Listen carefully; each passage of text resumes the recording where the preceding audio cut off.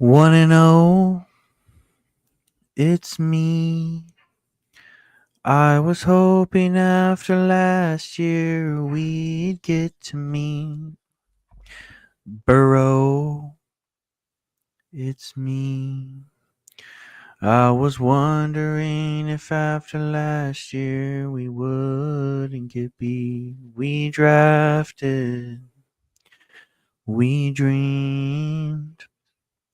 But week one arrived and you crushed Trey's team. His offense was frozen. Burrow looked lost. The line let him down. Hello from the losing side.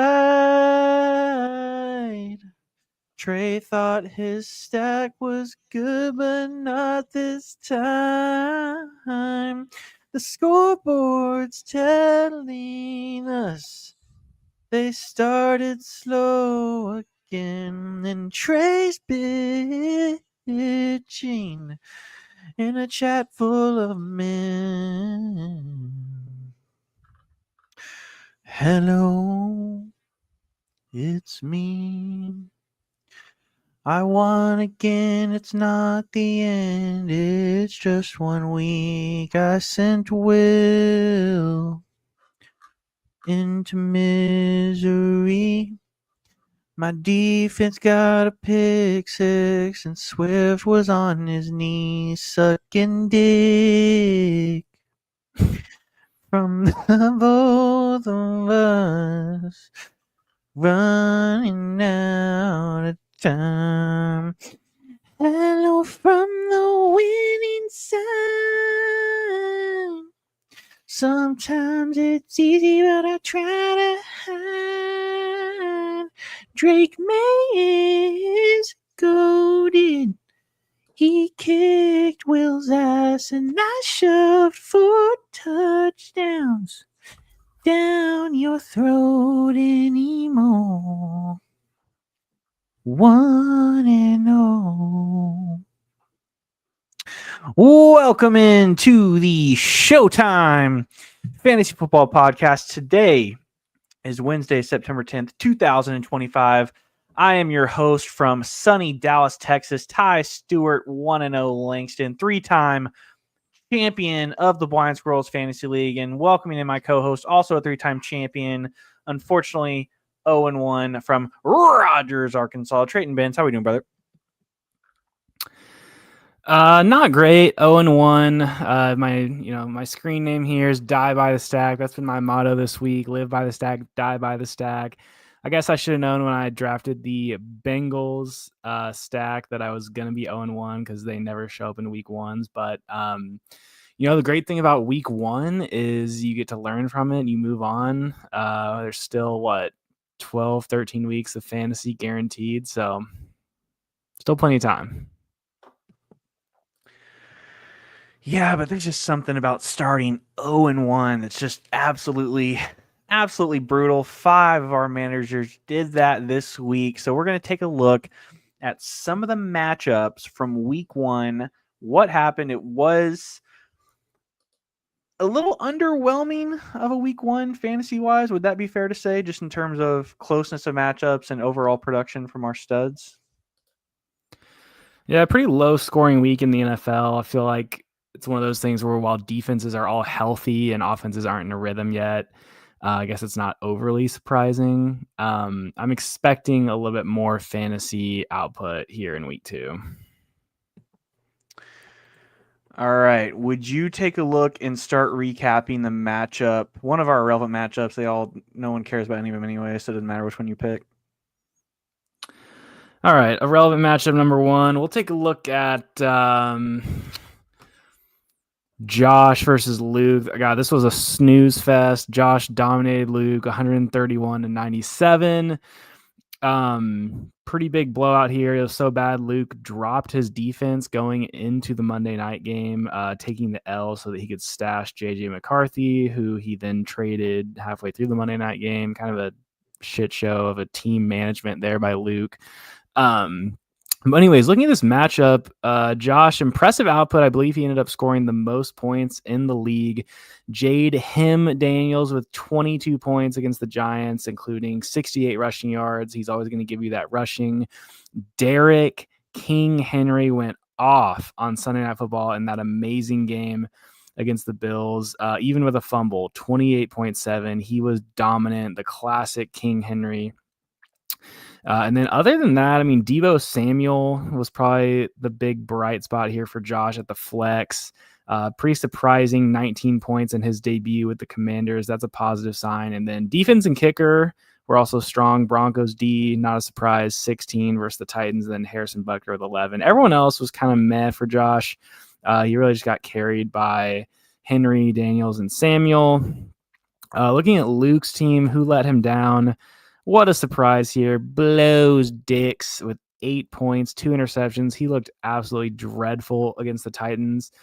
Some of those interceptions were just like he clearly wasn't seeing the field. You and me kind of called this with Bo Nix. Not really sure why Luke drafted him, started him. Didn't make any sense. But either way, he definitely took the L for Luke this week. Jerry Jeudy, only 9 points. Not really what he was hoping for against the Bengals. Amon-Ra, Sun God, St. Brown, 6.5. Honestly, the Lions just kind of got ramrodded by the Packers. They couldn't really do anything, including Sun God with 6.5.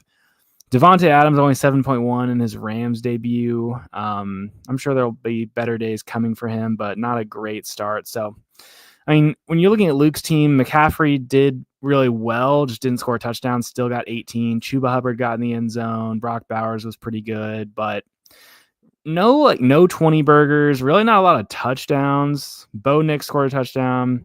Chuba Hubbard scored a touchdown. And I believe that was it. He did not have any other touchdowns. So just kind of a tough week for Luke. He's probably picking up the pieces. Looking at dumbass plays of the week, he could potentially have started Keenan Allen on his bench with 16, but I don't really think he was considering that. So yeah, moving forward, Luke's 0-1. Josh is 1-0. Yeah, are we giving Luke a pass here? Any excuse? You know, he's coming off his title. He's riding high off of that triumphant 2024. Maybe he, rests on his laurels a little bit in the draft. You know, he just had a kid this weekend, a lot of distractions. But Josh is one of our typical league bottom feeders, so I just can't really excuse this loss. It is tough for Louie that she doesn't really know her dad as a champion. All she knows is the 0-1 Luke version of Luke. All Louie knows in this life is losing. So that's pretty depressing. Yeah, that's true. I mean, it really just comes down to Bo Nix. If he just got 20 points from quarterback and played a normal defense, you at least give him like in that 120 range. He still would have lost, but I think it's really just Bo Nix was so bad. All right, our next irrelevant matchup we'll recap is the matchup king taking down Not Jesus is king. So a couple of kings versus kings here. Cole takes this one down 129-107. This one started off on Thursday night. Cole got off to a decent start. It looked like it was going to be better in the first half. Jalen Hurts had 2 rushing touchdowns in the first half. Brandon Aubrey was cranking field goals from left and right, 40 yards, 50 yards. But scoring for that game really slowed down after the rain delay. And then A.J. Brown just didn't do shit the entire game. He didn't even catch a pass, or I don't even think he was targeted until like the last drive of the game. He catches an 8-yard pass, ends up with 1.3 fantasy points, but very disappointing for Cole's second round pick there. Bijan Robinson, Cole's first round pick, not as disappointing. Didn't really have the yards per carry you're looking for, but he caught a 50-yard touchdown on what was essentially just a Michael Penix check down, and most running backs maybe gain 5-10 yards on that. But Bijan is a special player. He's fast in the open field. He's tough to bring down. He scampers away for a 50-yard touchdown, ends up with 21 fantasy points. Breece Hall, definitely one of the surprising good results here for Cole in week 1. We kind of clowned Breece Hall there at the 5-6 turn, kind of said that was a bad pick, and then here he comes 15.5 fantasy points. That's without a touchdown. I think he had like 140 or 150 something yards. Looked good in the pass game. Looked good in the run game. Was super fast. Looked like Brees Lightning again. Lad McConkey on Friday night didn't really do much. 10.4. Evan Ingram got hurt and sucked. 3.6. Could see him turning to Tucker Kraft in future weeks. And then the flex spots from Cole kind of went 1 for 2 here. Zay Flowers 24.6 on that Sunday night bonanza between the Ravens and the Bills. Zay Flowers looked great. The Bills could not cover him at all.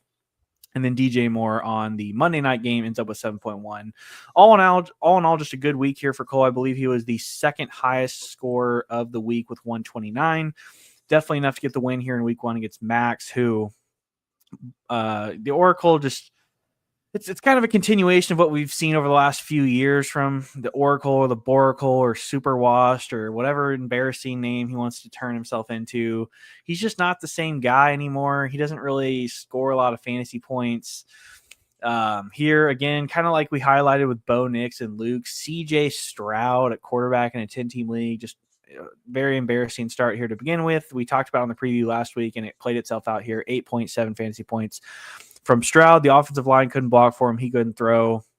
And then RB 1 and 2 for Max. They look like flex plays to me. Amarian Hampton, Isaiah Pacheco. The numbers were down. They were playing each other in Brazil, 7.1, 3.8 each. Hampton got some work. He just didn't do much with it. Didn't get a touchdown. Pacheco, I think he ended the game with like 5 carries. You saw Kareem Hunt getting involved. You saw the rookie Brashard Smith come in for a few passing downs. So it just looks like Pacheco's not going to be what Max was hoping this year. Speaking of not what Max was hoping for, Nico Collins, the other half of that Houston Texans stack, 4 fantasy points for Nico, an absolute mega dud there for the Oracle there. And then this is kind of where we get to the bright spot of Max's lineup, some things he can maybe build on heading into the rest of the season. Puka Nacua looked great. I know he left briefly. His face was bleeding. He had a concussion, but he came back, ended with 18 points without a touchdown. He's just a catch and yardage monster, that guy, ever since his rookie year. Travis Kelce caught a long touchdown. Marvin Harrison, Garrett Wilson both look good, both caught touchdowns. So, I don't know. You got 15 from Cam Little. That's nice. Bench-wise, any dumbass plays? Not really. The Vikings backfield, you saw promising signs from them for Max, but it's kind of tough because it's a bit of a 50-50 right now. Neither one's like an auto start. We'll see if he's courageous enough to put one of them in his lineup. Laporta looked good. We'll see how he manages Laporta versus Kelce moving forward. All in all here, Cole just kind of took care of business. We both picked Cole as the Sacco in our season predictions. Are we walking that back yet at all, or is this just kind of a week 1 fluke? Yeah, I'm going to call it a fluke. I mean, beating Max isn't exactly a title I'm ready to hand over to Cole. So, he had a pretty solid week, 129, but definitely not willing to go back on that Sacco prediction just yet. Okay. Final relevant matchup. We've got Andrew versus Jerry. Andrew ended up taking this one down 127-99. Why do I feel like every game this week was decided by like 30 points exactly? Like it just feels like they were all in that range other than I guess you and Will, but even you and Will probably finished a little bit further apart. Anyways, yeah, this was another one where one team just kind of showed up and the other didn't. Let's look at Jerry's team first because Jerry's team just really didn't perform here.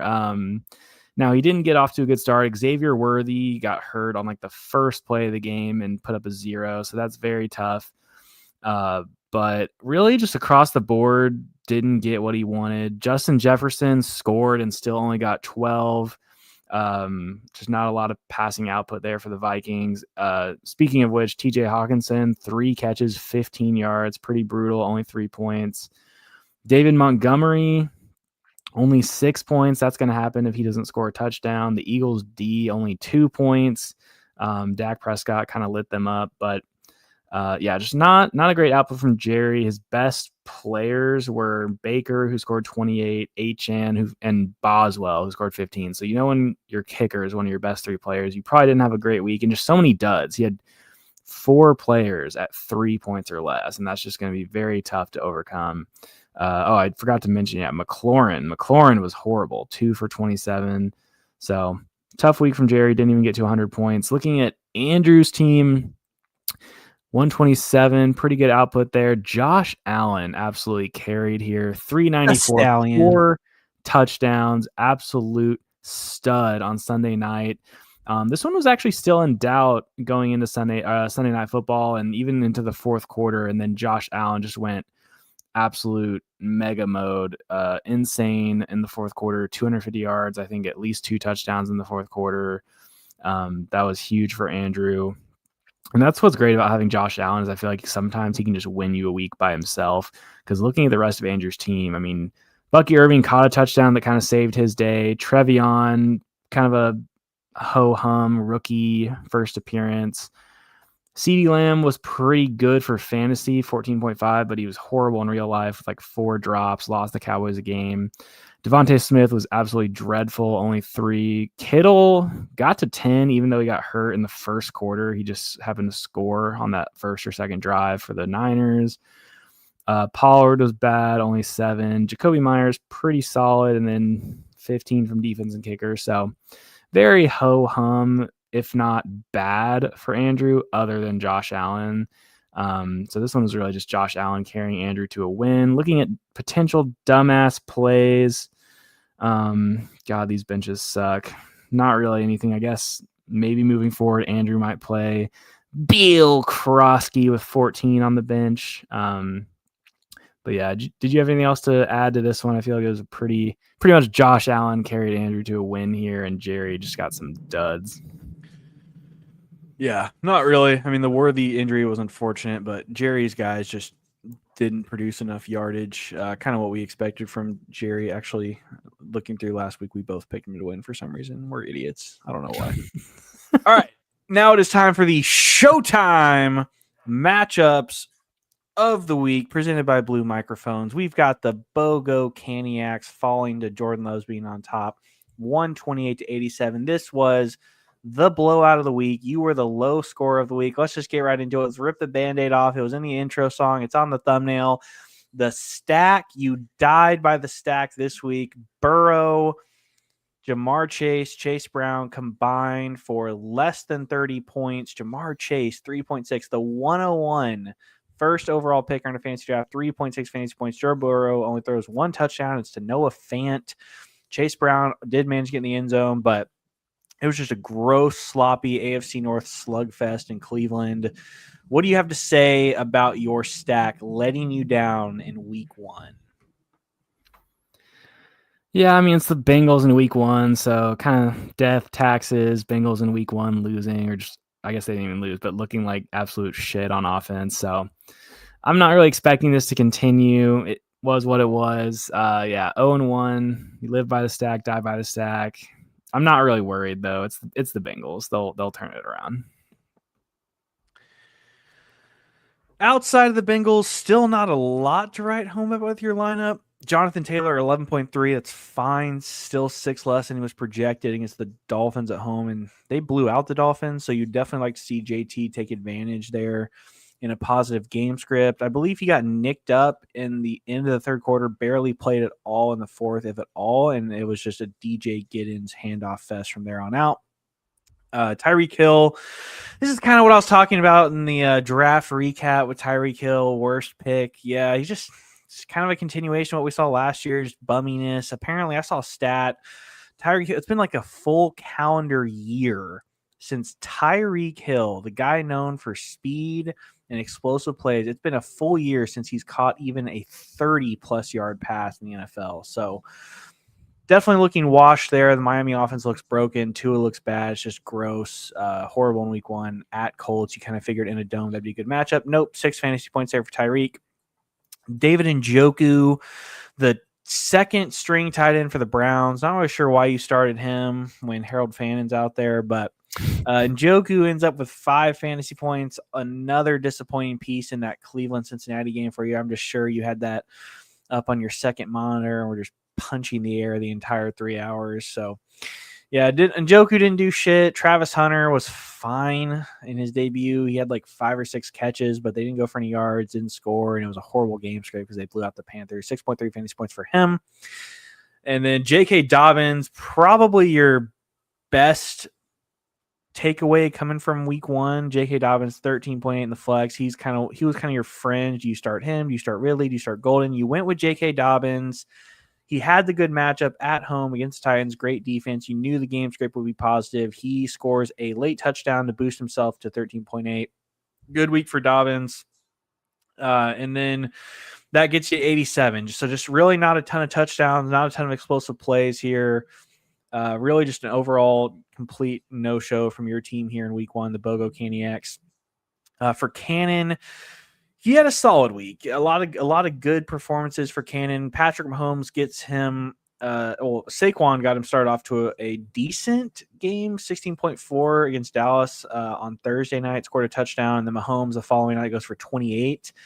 Didn't really feel like Mahomes was having that great of a game, but I think he ended up rushing a touchdown and had a decent amount of rushing yards overall. Threw that one to Kelsey. And did he have 3 touchdowns, 2 passing, 1 rushing? What was his third? Just 1 and 1. Oh, only 2 touchdowns, but the rushing yards will put you over all the way to 28 fantasy points. Emeka Egbuka, rookie wide receiver in his debut, turns 6 targets and 4 catches into 21 fantasy points because he had 2 touchdowns, including a game-winning touchdown, kind of a deep post from Baker Mayfield. That was awesome to see. First game as a rookie. Can't really get off to a better start there for Cannon's 7th-round pick. His 2nd-round pick, BTJ, only goes for 8 fantasy points in kind of a weird game like we talked about with Travis Hunter. Just bad game script. I think Brian Thomas actually ran in a touchdown on some sort of weird reverse play. He only caught 1 pass in the game for like 7 yards. So he did nothing through the air. Trevor Lawrence looked horrible. And like I said, they were blowing out the Panthers. They didn't need to do too much. Flex-wise, really good flex outings for Cannon. 13.4 from Kyren Williams got in the end zone. And then Jackson Smith and Jigba just looked great. Had like over 50% of the wide receiver targets for the Seattle Seahawks. Ends with 14.9. Looks like 2 good picks there for Cannon. And then something else I want to highlight is Cannon's bench.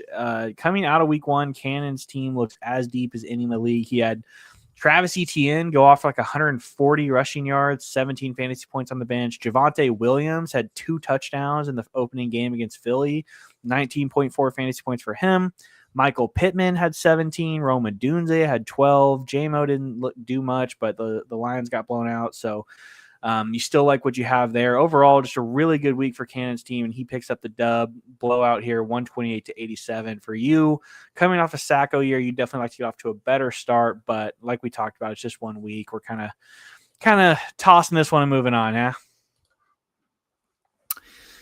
Yeah, I mean, there wasn't really much I could do here. I was watching that Bengals-Browns game, and not gonna lie, Cannon was kind of annoying me with all those texts about the Browns' long drives. It's just, I hate when the other team's just sitting on the ball and doing nothing. So, yeah, we're gonna learn from this one. I don't really know what we're gonna learn. I feel like all I learned is that if the Bengals have a bad game, I'm absolutely fucked. But either way, yeah, Cannon's team was pretty impressive. A lot of touchdowns. Mahomes was much better than I expected. So, got to give props to him, 1-0. But for our final Showtime matchup, we're going to look at White Shirt versus the Bear Jew as you took down Will in our Mickey Mouse win of the week, presented by Disney Plus, 119-103. You took this one down. I feel like you were really led by James Cook here. Sunday night, it was really in doubt still. It was James Cook versus Lamar and Swift, and then you still had the Bears D as well. But hey, don't forget Mark Andrews, man. Oh, sorry, Mark Andrews. Yeah, I almost forgot him because because the Ravens actually forgot him in the game plan. 1 catch for 5 yards. So Mark Andrews did absolutely nothing. Lamar did have a great game with 33 points, but honestly, considering the up and down nature of that game, 41-40, you actually feel like you got away with playing Lamar with only 33, which is insane to think. But Derrick Henry had such a big game. But James Cook getting 18 was pretty huge for you, able to offset Lamar and Mark Andrews perfectly. And then looking at the rest of your team, Drake May was fine, not really what you wanted, but 17. Josh Jacobs got in the end zone, 13. Genty got in the end zone. You got touchdowns from a lot of your running backs, short yardage. Jalen Warren scored a touchdown, 13 at the flex. Speaking of Warren, Tyler Warren, pretty solid at tight end because you actually outscored Will by over 10 points at tight end, so that's huge. Tyler Warren with 11. Your receivers kind of sucked ass. Higgins and McMillan, 4 and 9. Not great there. And then Bears D ended up being pretty good. They got a pick 6 against McCarthy. So I feel like overall you can kind of just walk away saying you got what you were expecting for the most part. 120 is an output that sometimes you win, sometimes you lose. You kind of just toss it up. As far as dumbass plays, you left Ricky Pearsall on the bench. He would have been a better play than Higgins or McMillan, but you probably weren't really making that decision. So I don't know. Looking at Will's team, he was kind of Lamar and the boys here. I guess Cortland Sutton also got in the end zone, 15 points, but he's got disappointed down the board. Jahmyr Gibbs, the Lions got destroyed, only 10 points. DeAndre Swift was pretty horrible for the amount of volume he got, only 8 points, and he had to have had at least 20 touches, so that's pretty bad. Drake London and Mike Evans, a little surprising that neither of them did better than 9 and 7. But yeah, really not what he was hoping for from that Bucks Falcons game. George Pickens got him off to a bad start on Thursday with only 4. So Will kind of knows he didn't deserve to win this one. He got so many bad performances from his players. Lamar could have potentially made a heroic comeback for him, but he only scored 103. So no dumbass plays for him. His bench is horrible. So I don't know. Will's kind of licking his wounds going into week 2. You're feeling pretty good with Rashee Rice just hanging out on the bench, 1-0. Yeah. Well, and for this 6-game stretch, I need to be at least 3-3 by the time Rice gets back. That's kind of my goal, my estimation. So starting off 1-0 is huge. I don't want to be as desperate in trades, waivers. I don't want to be as impatient. I don't have to tilt. Definitely a good win here. I think Josh was the one who pointed out that the top 5 scorers in the league all got the win. So, I got the Mickey Mouse win with the least amount of points, but really by default, because like you said, there was kind of an even split, right? It was like everyone that won was between like 119 and 130, and everyone that lost, I believe. Wait, can we verify this? Everyone that lost was below 107 was the highest score in a loss. Everyone else was under 100, or no. Will had a 103, but everyone else was under 100. So everyone that lost deserved to lose. Everyone that won deserved to win, which, that's at least that's kind of cool that you'd like to see that in week 1. No one's getting complete Mickey Mouse wins. Now, we know that's not going to hold. It's fantasy football. It's luck. Things will happen. It'll get crazy. But yeah, this game, I just kind of took care of Will here. He blows. I own him. All 4 of my running backs scored touchdowns. I know Will tried to say they were like garbage time touchdowns, but honestly, they really weren't. It was just good plays by me, good picks.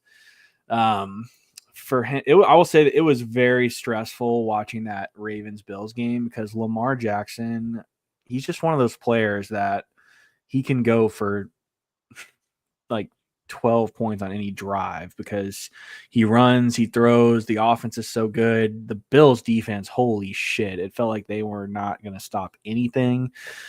So, yeah, for Lamar only to end up with 3 touchdowns in that game, the way it unfolded, I do feel pretty lucky there. The rest of it, honestly, his team was kind of sleepwalking. Like, I kept checking the fantasy app. Like, I was like double checking to make sure. I was like, does London and Evans, they really only have like 3, 4, 5 points, and just kind of kept creeping up. No big plays, no touchdowns.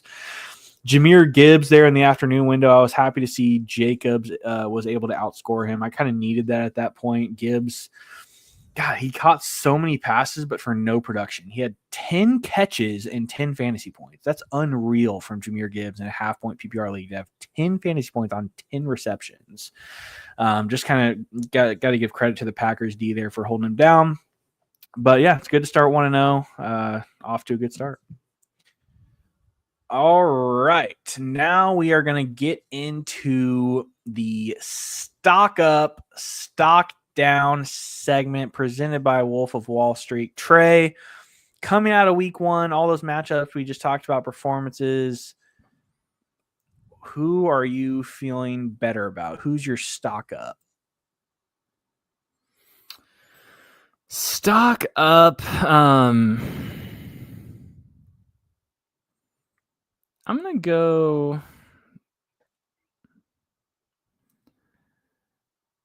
I'm going to go with, God, I hate to say this. I'm going to go with Cannon. You kind of alluded to this earlier, but his depth is pretty insane. ETN was a pretty big stock up. Bigsby got traded, and he looked really good. Javonte Williams on his bench. Big stock up player. Michael Pittman looked like the number one for the Colts. And then just, Emeka Egbuka had a great rookie debut. Mahomes looked better than he has for fantasy in a while. So there's really not a lot of players on his team. And even, God, I cannot believe I'm saying this. Kyle Pitts looked okay. There's really not a lot of players on his team that you're like worried about. And then he also has really good bench options. Now that could lead to him having tough decisions every week on who to start, but I'd much rather have that luxury than not having any good options to start. So I'll go with Cannon. Yeah, I like the Cannon call. His team, definitely the bench looks a lot better following week one. My stock up, I'm going to go with Cole Walker here, mostly because I thought his stock was so low coming into the season. And not only does he pick up a big-time win in week one, but I think you come out of week one feeling a lot better about some of his players, including Breece Hall at RB2. If Breece Hall can be even 80% of what we thought he was a couple of years ago, and it kind of looked that way in the first week of the season, if he can become a consistent RB2 or even high-end RB2 for Cole, I think that would be huge alongside Bijan to kind of unlock his running back room. And then Zay Flowers at flex was someone that we know he's got the talent, former first-round pick. He's always open. The Ravens just need to get him more involved, and they did that in week one. They were designing stuff for him on sweeps, pop passes, and it seemed like every time Lamar was throwing the ball down the field, he was trying to find Zay. So if Zay and Breece can take that next step, it'd be huge for Cole's team. I think you got to like what you saw from Tucker Kraft. Jordan Love looked great. Tucker Kraft's going to be kind of a touchdown merchant, but I think he'll score at least, I'll give him 8 on the year, and we'll just kind of see how those are spread around. Really, the only player on Cole's team that took a hit in week one would be Caleb Johnson, but he's not relying on him as a starter anyways. I will say, looking at Cole's bench, once any injuries or bye weeks hit, he's going to have to figure out some options here, because the only person I'm seeing that's even startable or would have been startable last week is Khalil Shakir. Josh Downs was horrible. He should be dropped. Rico Dowdle is a bum. Caleb Johnson is not playing right now. And then he's got a backup tight end, backup quarterback that he can't play unless his guys are on bye. So he doesn't really have a ton of depth in terms of skill players, but again, I think you just got to like what you see. You think AJ Brown's got to bounce back. Hurts look great. And then I know Lad McConkey kind of got overshadowed by Quentin Johnson, Keenan Allen, but if the Chargers are really going to throw as much and as effectively as they did in week one, we know Lad is the best receiver there. So over the course of the season, his fantasy production will catch up with that. So I personally, if we were repicking right now, would actually change my pick. I don't think Cole has the worst team anymore. I don't think he's going to get the sack, or I think he'll move up closer to that 6-7 irrelevant Sacco playoff fringe range for me now, based on what I saw in week one. So stock up for Cole. All right. Do we have a stock down graphic? Yes, we do. All right. Oh, unfortunate. Stock down. This week we're gonna look at Jerry. I don't know. I mean, we were pretty low on Jerry anyways, but Xavier Worthy likely to miss a few weeks. Terry McLaurin looks like the number 2 behind Debo potentially. Devon Achane looks like he's in a horrible offense with a horrible team. And then TJ Hawkinson couldn't even take advantage of a game without Addison. So I don't know. I'm looking up and down Jerry's roster, and I already felt bad about it, but I think it could be like I'm not sure how many games Jerry's going to win this year. It might be 1 or 2, and I don't know. There's really nothing if I'm looking at Jerry's team that I'm like excited about. So I got to call out Jerry for stock down. Yeah, I'm gonna go with Will. There's just a few red flags here with his team. Number one, we heard it all off season, right? How will the departure of Ben Johnson affect the Lions offense? And I think Jahmyr Gibbs was one I was thinking could be unaffected just because he's so young, talented, and fast, but they looked bad, man. They couldn't get any push up front. They were missing those 2 interior offensive linemen with Ragnow gone, the other guy that left in free agency. Gibbs, that was one of the worst games of his career, just in terms of efficiency and touches equaling fantasy points. DeAndre Swift, we all kind of thought great pick by Will, RB2 in round 7, or great value or whatever we got him. If that's what you're going to get from the Bears offense, DeAndre Swift, that's not going to be good enough to be an RB2 in fantasy. London got hurt. Evans was giving away a little too much to Ibuka. Godwin's on his way back, so who knows if Evans is going to recapture that alpha number 1 status. Andrews looked horrible. That was a joke of a pick. And then Pickens looked way more boom bust than you'd like. You would really want the floor to be something closer to 7 or 8 points, not 4. And then on his bench, I mean, Olave, shocker of the millennium. Olave got hurt in week 1. Tracy looked horrible. And then he has like a bunch of bums, Ray Davis, Ramondre Stevenson, Tyler Algier. So I don't know. Other than Lamar, what do you look at Will's lineup and think, I'm scared of that? I mean, Gibbs is still a great player. We'll see. I'm sure he'll get better.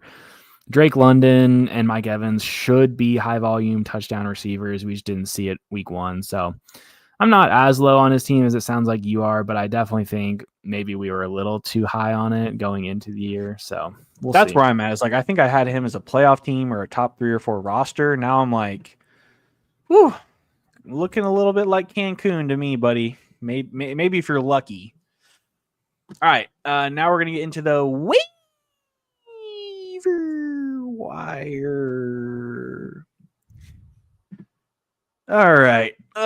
We've got the BOGO Caniacs dropping $51 a fab on Kayshon Boutte. This is your overspend of the week presented by Bank of America. Trey, $51 on Kayshon Boutte. The next highest bid was me with 6. No one else even bid on him. This was a waste of fab. Please explain yourself. Justify to our loyal listeners why this wasn't the dumbest fab bid in the history of the Blind Squirrels Fantasy League.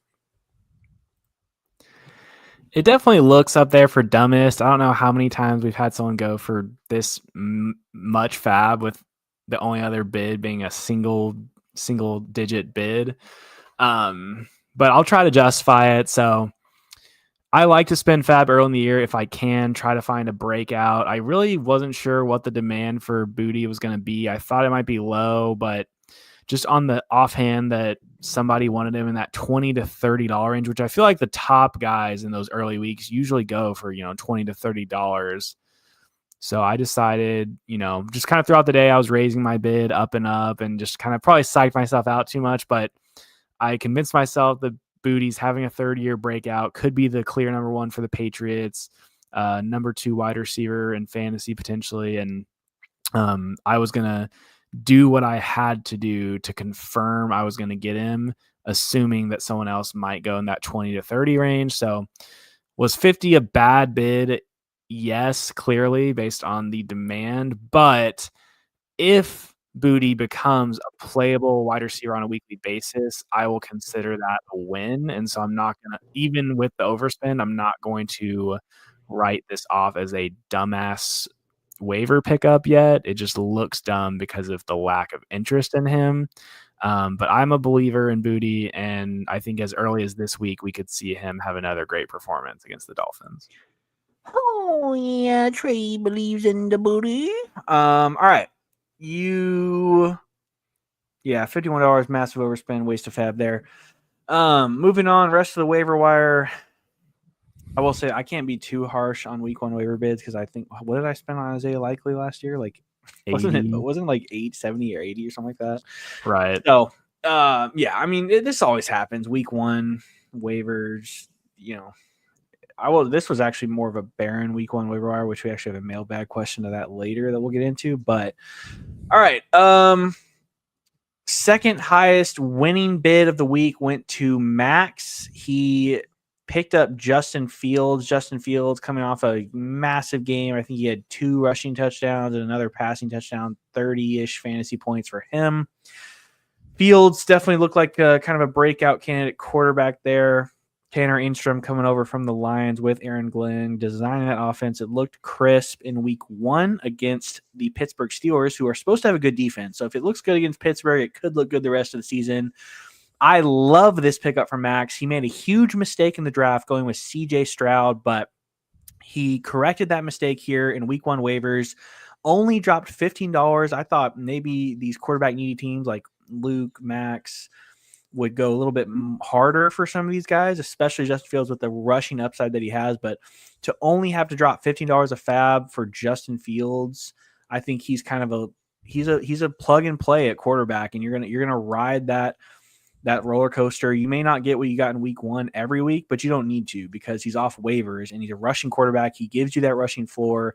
I thought this was a great pickup by Max. I thought Luke actually should have been more aggressive here. $6 just not enough when you're trying to lock down that stud quarterback. Quarterback is the most important position in fantasy to get right. So what were your thoughts on the Justin Fields bid for Max? Do you think it's kind of a great move here?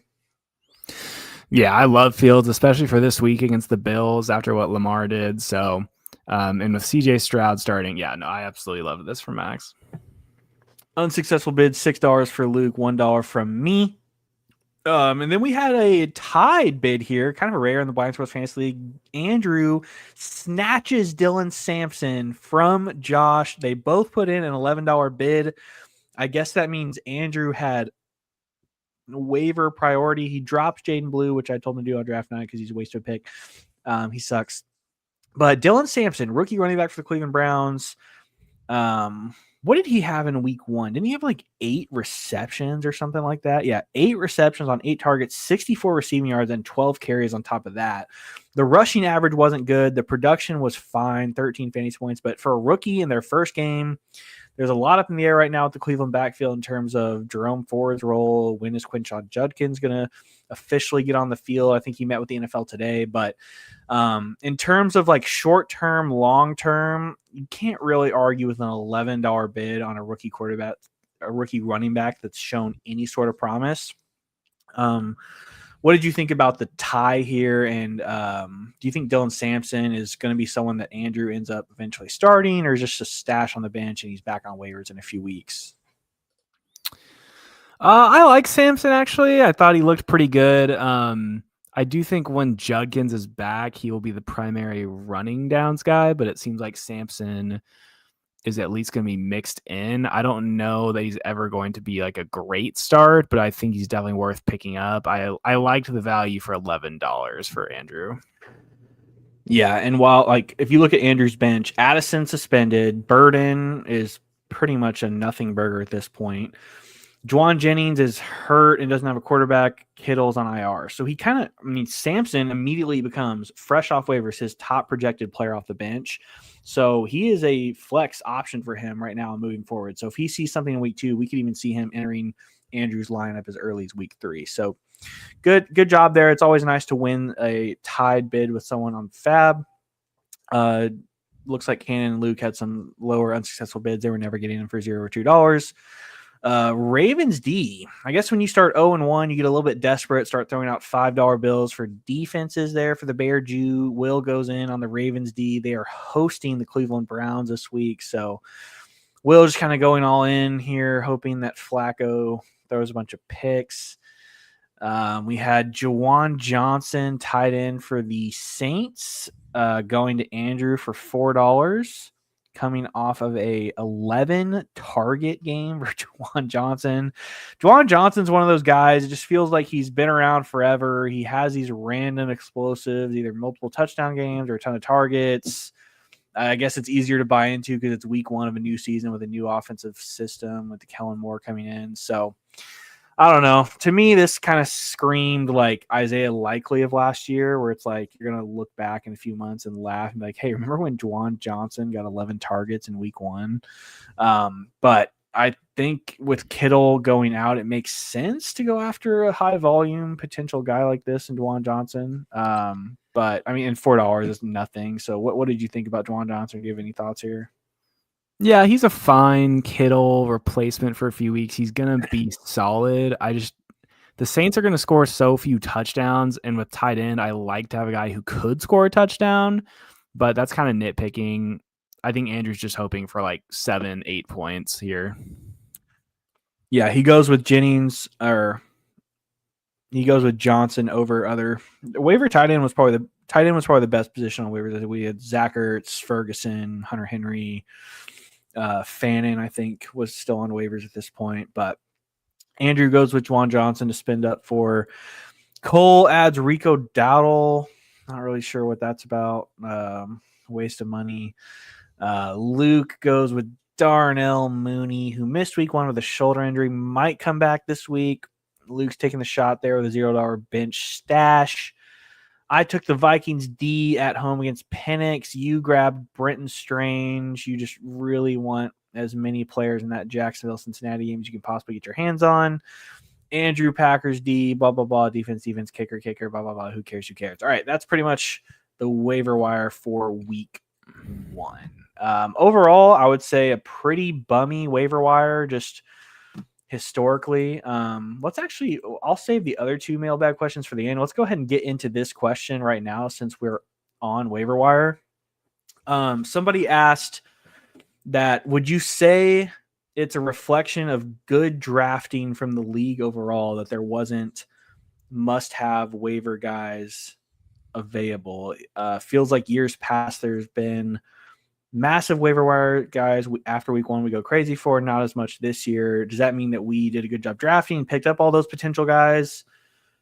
I'll kind of give my thoughts briefly and then I'll let you speak to it. I think maybe a little bit, but I also think those guys need to emerge. Like every year guys seem to emerge, and I just feel like they didn't this year. It's not necessarily because we already rostered them. It's just like those guys didn't literally exist this year.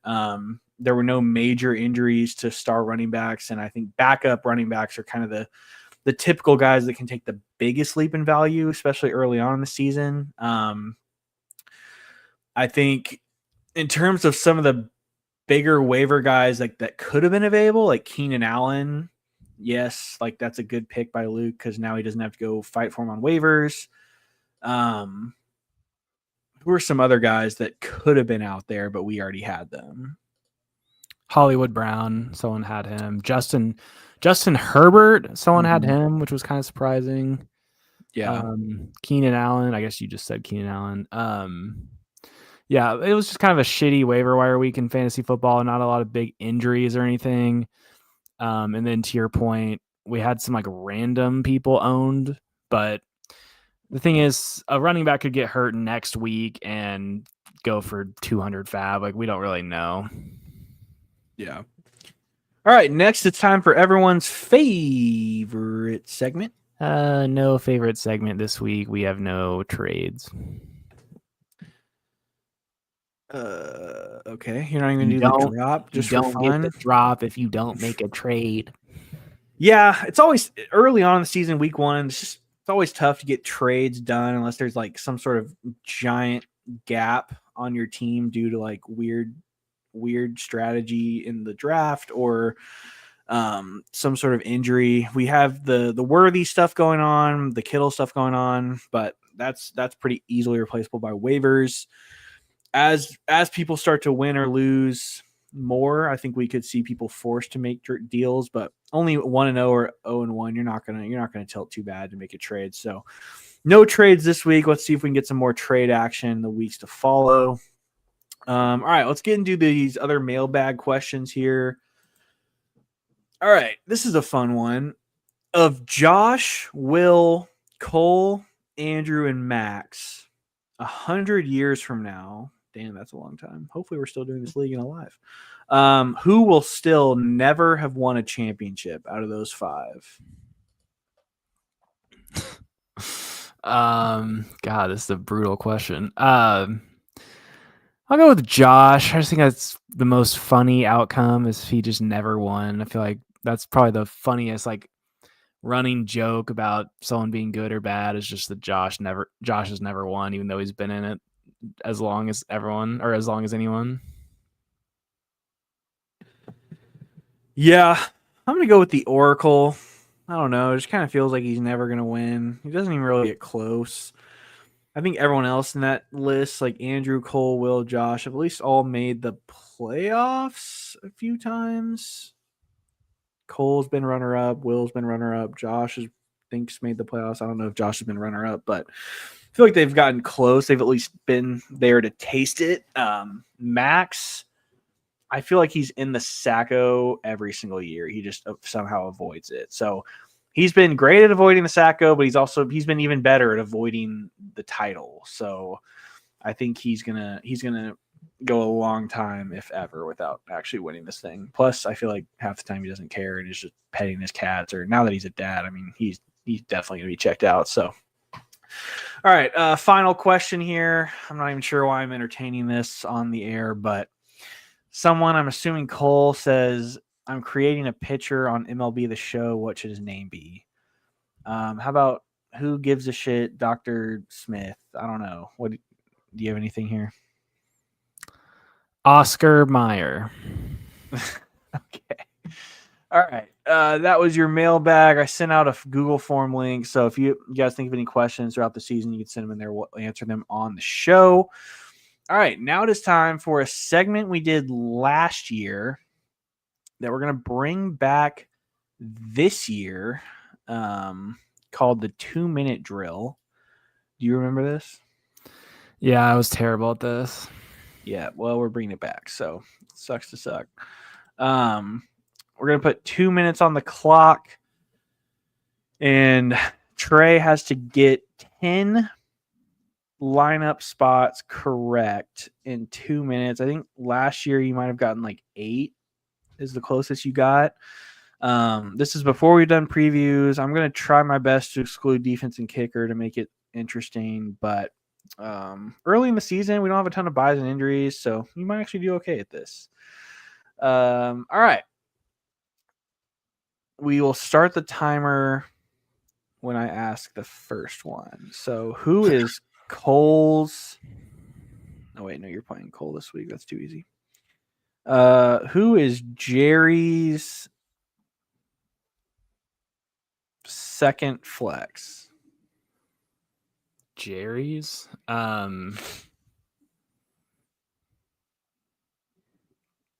David Montgomery? That is correct. Who is Andrew's first flex?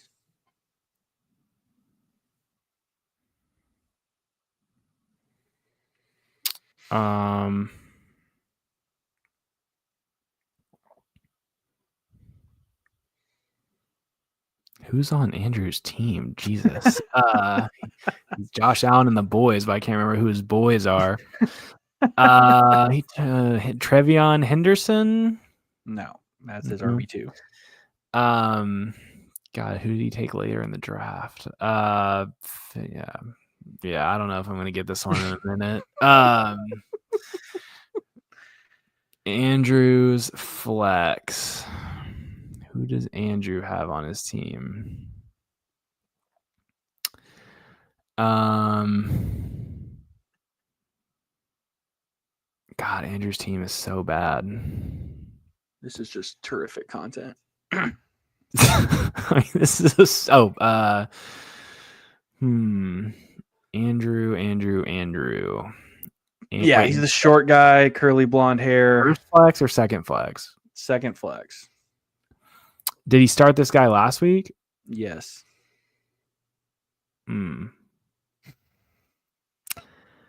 Yeah, I'm not going to get this one. I can't think of anybody. All right, well, we're just going to sit here in awkward silence for the last 15 seconds because... Yeah. How was your day, man? It was all right. It was all right. I What a played disc golf, Vanderbilt got some hoodie or what? Chick-fil-A. Oh, YMCA. Yeah. All right. Time is up. You blow. It's Jacoby Myers. Oh, All okay. right. That was the 2-minute drill sponsored by Diet Coke. And now we are going to get into the week 2 preview. Who's going to be 2-0? Who's going to be 0-2? Who's going to be 1-1? This is a pivotal week 2 in the Blind Squirrels Fantasy League. Buckle up. Let's get into the irrelevant matchups here in week 2.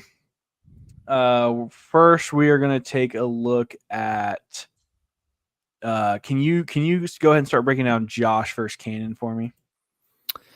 Yes, Josh versus Cannon, week 2. This is a matchup of 2-0 teams, so really no stress here as far as desperation to win. Kind of just who's gonna take that lead for tops in the league. Looking at the matchup, we got Jade Daniels going to Green Bay. Pretty tough matchup. Packers defense looked really good, and then Mahomes against the Eagles, but Mahomes doesn't really have any weapons, so still going to lean Daniels just because of his rushing here.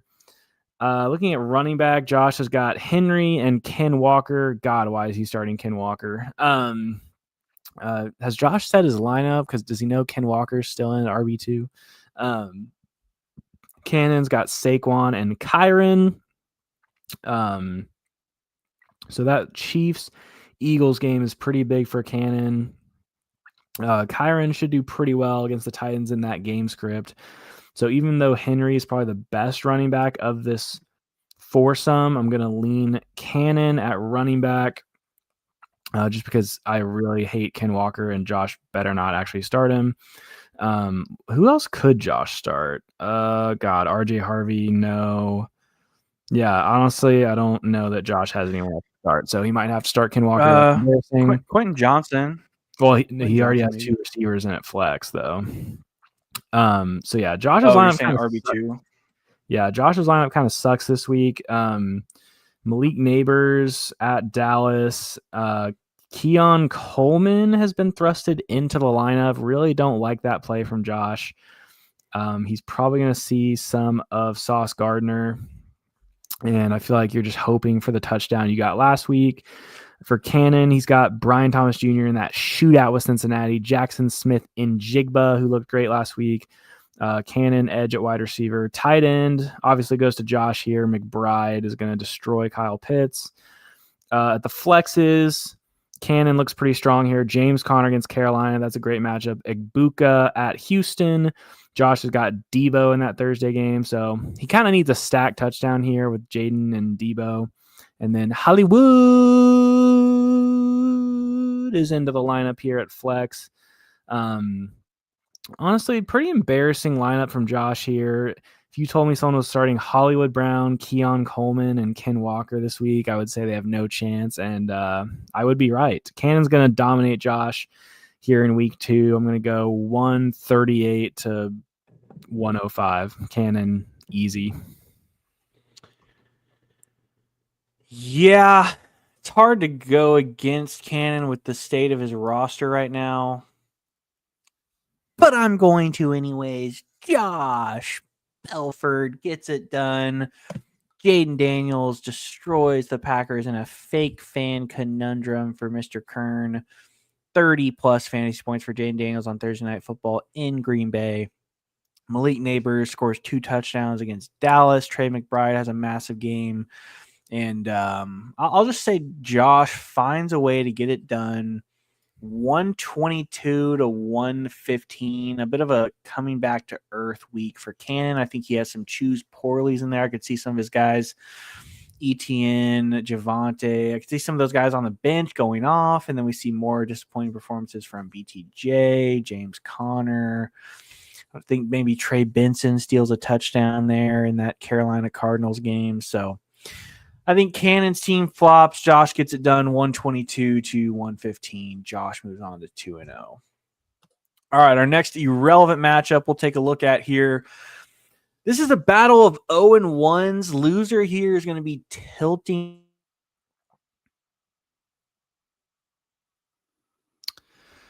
Looks like Ty's internet is trash. We'll stall here for a second, see if he comes back. But Luke versus Will is what he was looking at here. Let's give him a second. Ty, you there? All right. We'll take a look at Luke versus Will here. Looking at the quarterbacks, we had Bo Nix. There's no way Luke's playing Bo Nix. Luke's had a kid in the last couple of days, so he probably hasn't really had as much time to be on his phone. But we have to preview the matchup as is, so I might as well just call Luke the loser right now. But anyways, yeah, Bo Nix, horrible play. He's just a terrible quarterback against Lamar Jackson. Lamar's going to destroy Cleveland. Look, all right. Looks like we got Ty back. Ty, I was just talking Burger about, King Wi-Fi strikes again, but yeah, we're back. I was just talking about how I don't really understand why Bo Nix is still in Luke's lineup. I'm assuming he just hasn't had time with the baby to change that out. But do you want to take over the rest of this matchup? Yeah, I mean, you struck out on Fields on waivers. I think you mentioned the possibility that he's going after McCarthy, who was dropped to waivers by you after that stupid mid-game trade between you and him with Mims and McCarthy. If that's the case, I don't hate it just because McCarthy looked okay last week and he's in a very fantasy-friendly offense. So I'm going to assume he's not actually rolling Bo Nix out there again. If that's the case, I think his chances are better. McCaffrey with no Purdy, no Kittle, potentially no Jennings. There's really no one left, and McCaffrey showed that he can still put up monster workhorse numbers. Last week, he's playing the Saints. I like him to score at least one touchdown in that game. Chuba Hubbard looked pretty good last week just from a workhorse volume standpoint, and the Cardinals' run D is the weakness of their defense. So I'm definitely going to give Luke the advantage at running back because Gibbs and Swift are playing each other, and I could see that game getting out of hand for one side. Then they're getting game scripted. I think Gibbs does bounce back, but I could see Swift, with how inefficient Swift was last week, I could see him going away from him a little bit. Maybe giving Monangai some more carries. He got 0 last week, which is just weird because Swift wasn't playing that well. All right, receiver-wise, in that same Chicago-Detroit game, we've got Sun God for Luke and Devontae Adams at Tennessee. And then over on Will's side, he's going back to the well with London and Evans. I just think Sun God and Adams are in better form right now. London hurt. I think he was limited in practice, but he's also at Minnesota. That's a really tough matchup for a young rookie quarterback like Penix. I'm not sure if he's going to get London the ball as effectively as he wants. And then Evans, he's going to get shadowed by, is it Stingley for Houston? Yeah. Yeah, Stingley is a good, big, rangy corner, just the type of guy that shuts Evans down, forces Baker to check it down to Ibuka, Sterling Shepard, or Bucky Irving. Tight end wise, every single week, it's going to be wash, rinse, repeat. Luke's going to have the advantage at tight end as Bowers as long as he's healthy. I know he got nicked up with some sort of a knee thing in the game, but he still finished over 100 yards. I think he said he's fine. So assume he's going to be out there on Monday night against the Chargers. He's going to go off and God, was he actually still playing Mark Andrews? Yeah, Will is an unserious fantasy player, rolling Mark Andrews back out there. And then at flexes, we've got Metcalf and Keenan versus Sutton and Pickens. I do like Pickens to have a big play this week. He didn't have one last week. I think it's going to be kind of a seesaw back and forth thing from him. And then Sutton is an alpha wide receiver 1. I am going to say Will has better flexes than Luke this week. I think Metcalf could get shut down by his former team in Seattle. And then Keenan Allen just feels like this is a Ladd week or a Hampton week. Keenan kind of had his moment last week, and against the Raiders, I think it'll be somebody else. So overall, I think this is a pretty even game. ESPN has the line set at Luke -3.5. I think that's about right. Lamar, I think I could see him having a weirdly off game against the Browns. Anytime the Browns play another AFC North team, it just kind of turns into a shit fest like you saw with the Bengals. So I'm actually going to go with Luke here. I'm going to give him the benefit of the doubt that he figures out a quarterback play that's better than Bo Nix, and I think he's got better skill players up and down the board. And then Bowers kind of gives him that extra edge. It'll come down to Monday night. We've got Bowers versus Evans on Monday night, I believe. Will also going with the Chargers kicker. So this one, I do think it'll come down to the wire. I think it'll come down to Monday night, but I think Will takes the L here, falls to 0-2. Luke circles the wagons to 1-1. Louie can finally be proud of her dad not being a complete loser. Luke takes this one down I'll say bit higher scoring. I'll say 132 to 124. I'm also going to go with Luke. I think his team is just a little bit better overall. Will's team vibes are just bad, kind of like the Bears with Caleb Williams. You're not feeling great about it. So I'm going to go with Luke as well. Looking at our last irrelevant matchup, we've got Andrew versus Max. It's kind of a weird matchup. You don't really think about those teams playing each other very much, but looking at this matchup, I think Max is going to end up playing CJ Stroud. I doubt he's going to have spent up on Justin Fields to not put him in. So I'll act like he's playing Justin Fields here, and then those quarterbacks will be going against each other: Josh Allen, Justin Fields. Buffalo versus the Jets in New York. I guess it'd be in New York either way, but either way, I'm going to go at quarterback. Obviously, you got to take Josh Allen, but I love the opportunity for Justin Fields in that game to potentially have a big game. At running back, Andrew's got Bucky Irving and Trevion Henderson at Houston, at Miami. I like Trevion to potentially bust a big play this week. He didn't really have much last week. You like Trevion to bust? What the hell? For Max, I'm surprised. Honestly, I don't even know if Max has set his lineup. I'm surprised he doesn't have a Vikings running back in. He's got Hampton and Pacheco. I probably wouldn't really be playing Pacheco after what we saw last week. If I was him, I'd probably take a chance on. God, it's so hard with the Vikings running backs, so you don't even know which one to play. So maybe he's just hoping Pacheco falls in the end zone. But I like Andrew at running back. I think Bucky looked really good, even though it's a tough matchup. Henderson will have a big play, and I'm not really a believer in Hampton or Pacheco. Although the Chargers could absolutely put a number up on Vegas. But yeah, I'll go with Andrew there, running back. Receiver, we've got CeeDee Lamb home against the Giants. That feels pretty juicy. Devontae Smith at the Chiefs. Nico Collins, Puka Nacua, the strength of his team here. And I, got to take Max here. Puka Nacua looked so great, and you like to think that Nico Collins is going to bounce back after such a horrible week. At tight end, we've got Jawan Johnson versus Travis Kelce. For Max, you would hope that Kelce finally contributes with Worthy and Rice out. So I'll lean Kelce, but he just kind of looks washed out there. I'd honestly, if I was him, I'd probably play Laporta.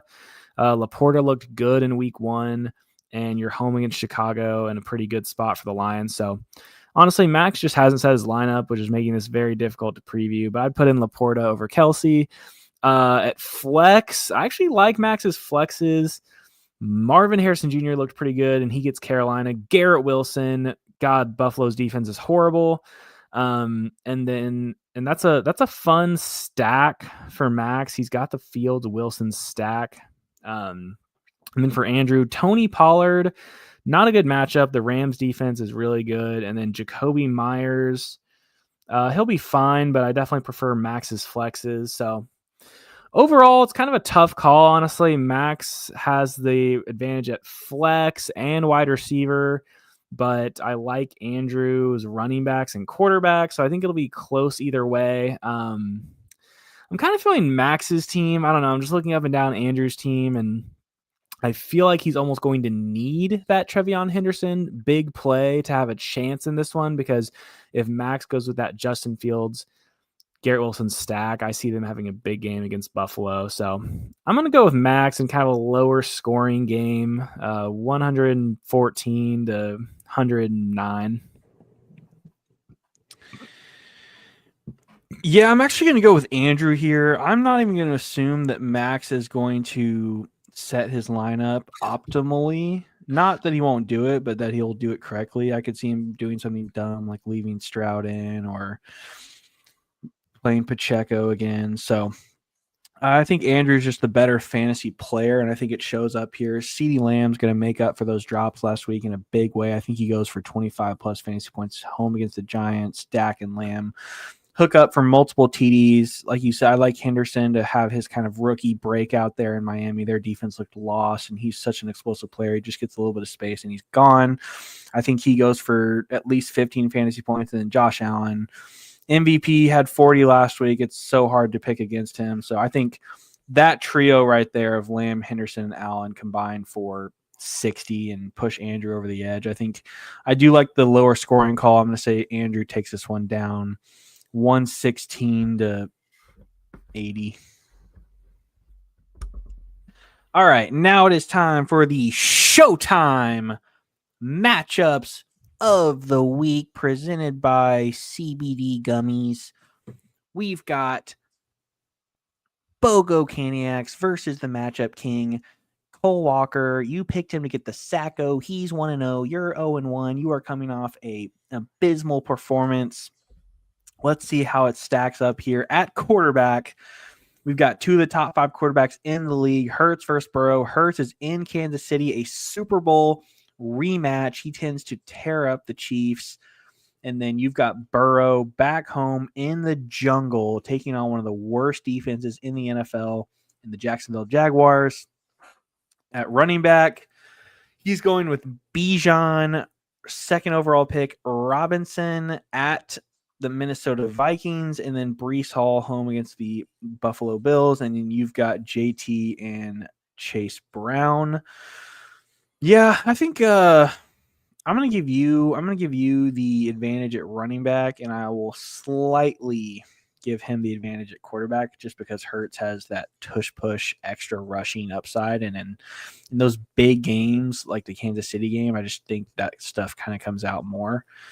AJ Brown, I do like to bounce back after his one target game last week. And then I've kind of already alluded to it. McConkey, I think he has his first big week of the year after not really doing a ton last week.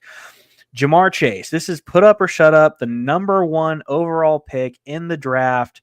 He was the Triple Crown winner last year, and he didn't do shit in week 1. Home against the Jags. You need Jamar Chase to have one of his 30-point explosions, over 100 yards, 2 touchdowns, multiple stacks. Jamar Chase, this is me putting you on notice. You've got to get it done this week for Trey to have a good chance in this one. You have downgraded, slap on the wrist. Tyreek Hill is no longer lined up at wide receiver 2 next to Jamar Chase. No, he is at flex. Travis Hunter, the cornerback himself, lined up at wide receiver 2. Yeah, there was that Adam Schefter report about Hunter playing more defense. Not really sure if you want to buy into that. The Bengals secondary is still questionable at best. So if Hunter is lined up out there, you like him to have enough space to operate and get some solid production there at wide receiver 2.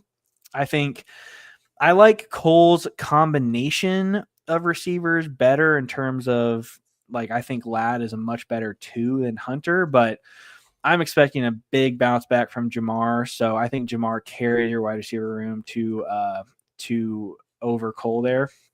Tight end, I mean, ESPN's, I think it's like glitching out. All you've got are Bengals and Jags logos next to your players, so I almost don't know what I'm looking at right now. But Britton Strange, fresh off waivers, you said no thanks Henry, no thanks Ferguson, no thanks Ertz.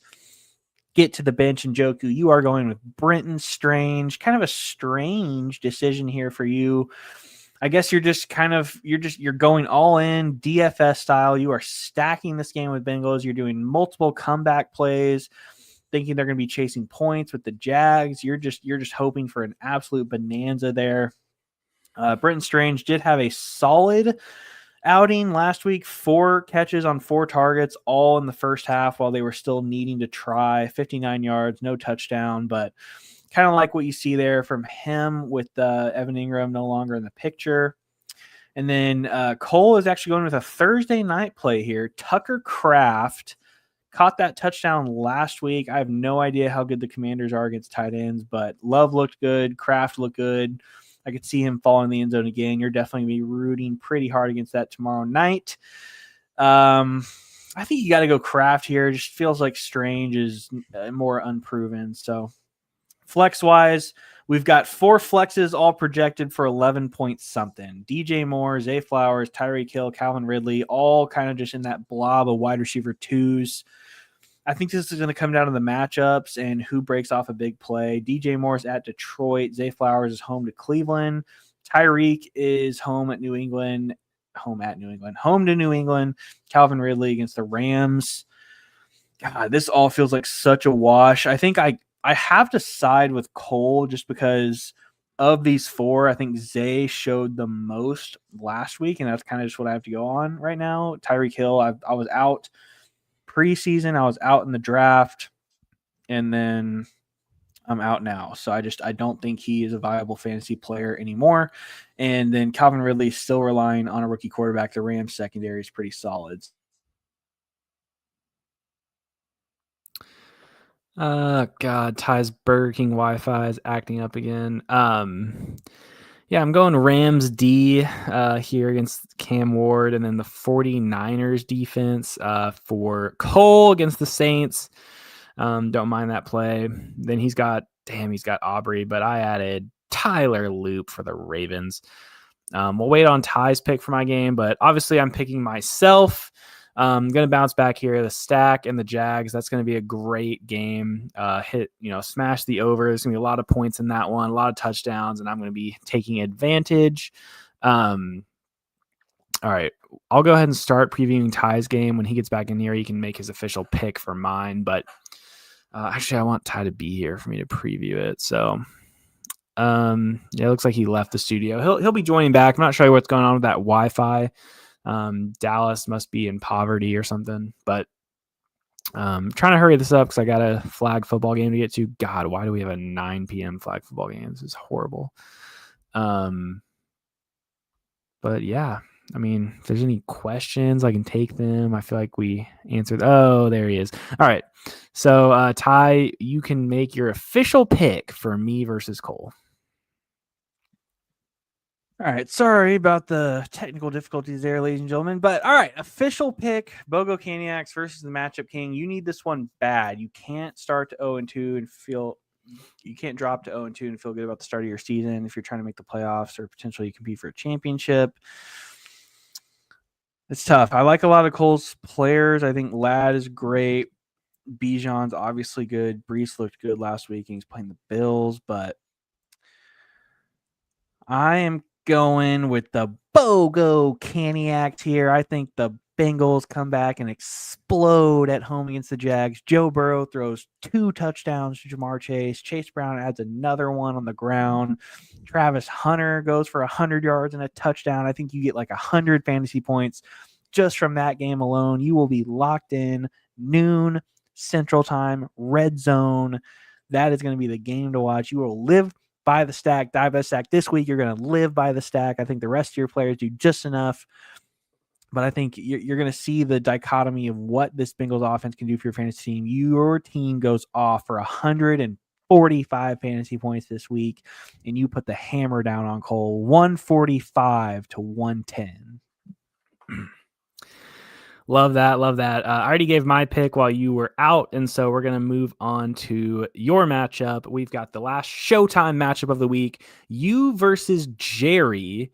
Yeah, we already talked about, we don't really love Jerry's team. Let's look at your team, your lineup, look at these matchups, see your path to victory this week. You're 1-0. So, not a must win, but like you said earlier, with Rashee Rice suspended, you'd like to get as many wins as possible built up before you get him back. So looking at this week, you got Drake May at Miami. Miami's defense looked horrible last week, so May should have a pretty high floor. And then Jerry's going with Baker Mayfield at Houston. Honestly, that's a tough matchup. Houston's defense is really good, especially at home. I don't think you're that scared of Mayfield in that spot. So I'm gonna lean Drake May. So I think you have the advantage at quarterback. Even if you switch to Dak, I would say you have the advantage. At running back, he's rolling out Achan and Kamara again. I do think Achan should have a better day than last week. I could see the Dolphins having some success against the Patriots, and then Kamara against the Niners. I don't love that matchup, but they are at home, so I'm sure Kamara will be at least okay as an RB2. You've got Genty and Jacobs versus the Chargers and the Commanders, both in prime time. Ashton Genty, Monday night, 9 p.m. You might just need him to win you this matchup. And then on Chargers defense did pretty good against Pacheco last week, but that's Pacheco. Josh Jacobs, you need him to get you off to a good start. Honestly, this Thursday game is pretty big for you guys. Jerry is starting 2 receivers in that game, McLaurin and Reed. So you're kind of hoping neither of them catch a touchdown and Josh Jacobs plunges in for a couple and you'll be off to the races this week. I definitely see Josh Jacobs having a big game. I just feel like the Packers are going to lean on their run game. And so I'm going to give you the advantage at running back. At receiver, his receivers are horrible this week. Terry McLaurin and Jaden Reed. That's just embarrassing. McLaurin, I just don't love the matchup. Jaden Reed is just kind of an embarrassing desperation flex play. Like, no one should be having to play Jaden Reed in week 2. Now, Xavier Worthy's hurt, but that's really his only excuse. Jerry's depth just isn't very good. I think T. Higgins should have a big game for you home against the Jags. I like that spot for him to score a touchdown. Tedero McMillan looked good last week. I'm sure I'll have another pretty solid game. So I'm going to lean you at receiver. Tight end, Hawkinson versus Warren, the battle of the white guys with long hair here. I kind of like Hawkinson. I feel like the Broncos defense is really, really good. I don't know how much you're expecting Daniel Jones to even pass for. So Tyler Warren has to deal with that situation, whereas Hawkinson is in a bit of a shootout there against Atlanta at home. So I like Hawkinson a little bit over Warren this week. At flexes, he's going with Jefferson and David Montgomery. Jefferson playing in that Sunday night game as well. Obviously, David Montgomery home against Chicago. I think I like Mop to plunge in the end zone. I saw a stat on Twitter that he hasn't had 2 consecutive weeks without a touchdown as a Lion since his first year with the Lions. And so when he doesn't score, he almost always plunges into the end zone the next game. So I do like Mop to score. And then you've got James Cook and Jalen Warren. James Cook at the Jets, Jalen Warren home to Seattle. I don't think those are great matchups, but both of those guys should get enough work to at least be serviceable for you. You got the Vikings D against Penix. He currently has the Eagles D in against the Chiefs. I don't feel like he should keep that. If he does, that would be interesting going into Arrowhead, and then Boswell and Lutz. So honestly, I'm going to go with you. I think it'll come down to Monday night. He will have Baker and you will have Genty. I believe that is all. And so I think you're going to be up by like 10 going into Monday night. Baker is going to score about 18. And so you're going to be down 8 going into that Monday 9 p.m. game. And sometime like the middle second quarter, Raiders get down inside the 5-yard line with a pass. Ashton Genty plunges into the end zone, and you're going to be going into the halftime of that game already a winner in week 2. Yeah, I like that call from you. This is a bye week for me. My Jerry bye. The fantasy gods have blessed me with their scheduling. Last week I actually had to deal with Will, and that was a little stressful. I think this week will be a little less stressful. I could definitely see it being in question going into Monday night, but I'm gonna manifest that it's not, and I just get to sit back and scout Genty already up by 25 going into that game. I just think Jerry doesn't have the horses here. Jacobs is going to outscore his Thursday night guys combined by like 10. I'd be lying if I didn't say I'm a little nervous about my flexes. James Cook has that questionable tag with the hammy, and then I don't know. I'm really just playing Warren because of the ESPN projection. I'm just getting baited by ESPN here. Pearsall, I'm a little nervous about the whole Mac Jones shebang. I don't feel like I can trust Tillman or Iomanner, and then Rice is suspended. I'm still flip-flopping on quarterback. There's a lot to figure out for my team. At the end of the day, I just think I have better players that'll score more fantasy points. I think there's a few things going against Jerry here. Number one, I think the Vikings, you can see with my play with the Vikings D, I do think they're going to kind of put the hammer down to Atlanta a little bit, or at least hold their offense down. So then on their side of the ball, I think Kevin O'Connell will be more likely to just kind of hand it off to Aaron Jones, Jordan Mason for a majority of the game. Don't get me wrong. Jefferson will get his. Hawkinson will get a few catches here and there, but I don't see a massive passing output for either of those guys, with JJ still kind of learning there, wanting to ease him into the season. And then, like you mentioned with Baker, I just like at Houston, it just feels like a spot where he's not going to go off. He may have a solid game, but he's not going to go off. So I'm not really scared there. I just feel good about it. I'm 2-0. I'll see you guys on next week's show, undefeated. So, all right. That is your. Oh, wait, let me give a score prediction real quick. I'm going to beat Jerry, let's say 127 to 104. All right, that was your week 1 recap, week 2 preview. We will be back with you next week with a week 2 review, week 3 preview. Catch you guys up on all the exciting action from this upcoming week in the Blind Squirrels Fantasy League. Tomorrow night, the Green Bay Packers are hosting Jaden Daniels and the Washington Commanders in a banger of a Thursday night game to get this football season started off right. It's been a great episode. Thank you guys all for listening. We'll see you next week. Trey had to hop off to get to a flag football game. Good luck to Sharp Nation, the Flag Football Rogers Wednesday Night League. Thank you guys all for listening. We'll see y'all next time.